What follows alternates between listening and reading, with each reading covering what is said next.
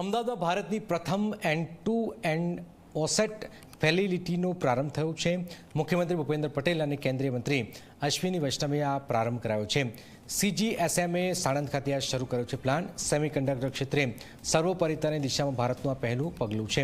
સાણંદ ખાતે 2 અત્યાધુનિક સુવિધાઓ વિકસાવાશે। CGSME પરંપરાગત અને આધુનિક પેકેજિંગ ટેકનોલોજીસ એમ બંને માટે ઉકેલો ઉપલબ્ધ બનાવતી ભારતના પ્રથમ ફૂલ સર્વિસ ઓસેટ પ્રોવાઇડર્સ પૈકીની એક કંપની બની છે।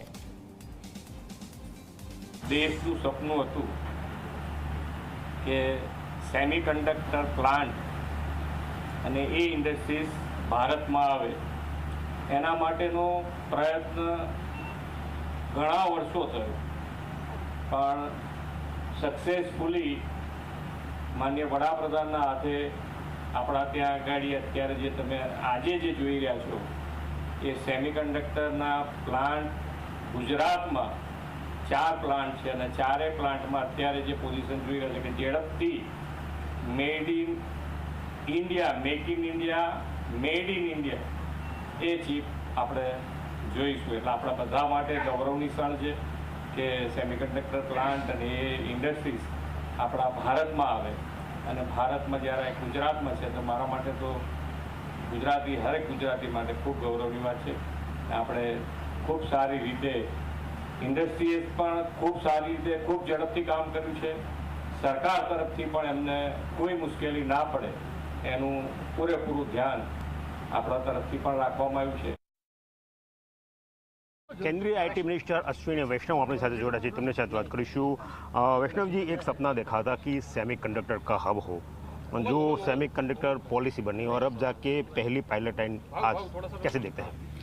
बहुत ही शुभ संकेत है और बहुत ही महत्वपूर्ण दिन है कि माननीय प्रधानमंत्री जी ने जो 2022 में सेमीकंडक्टर मिशन को अप्रूव किया था, उस मिशन के तहत जो प्रोजेक्ट्स अप्रूव हुए उनमें से बहुत तेज़ी से कंस्ट्रक्शन चल रहा है और आज सीजी के प्लांट में पायलट लाइन आज आरंभ हुई है।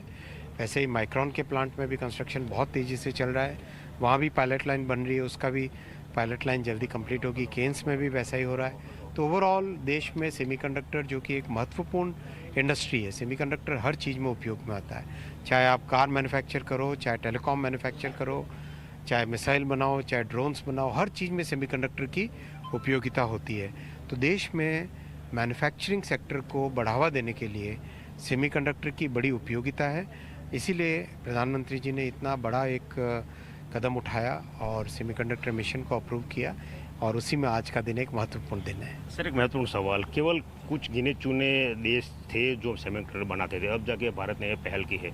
डिमांड कितनी बढ़ने वाली है और उस डिमांड को भारत कैसे पूरा करेगा? डिमांड बहुत तेज़ी से बढ़ने वाली है। 2030 तक भारत में सेमीकंडक्टर की डिमांड $100 बिलियन के आसपास पहुंचने वाली है। तो ये जो 4 प्लांट है और आगे कुल 10 प्लांट की आप बात करें, वो क्या वो सीमित हो जाएगी या उसके आगे कुछ प्लान है? ये तो शुरुआत है।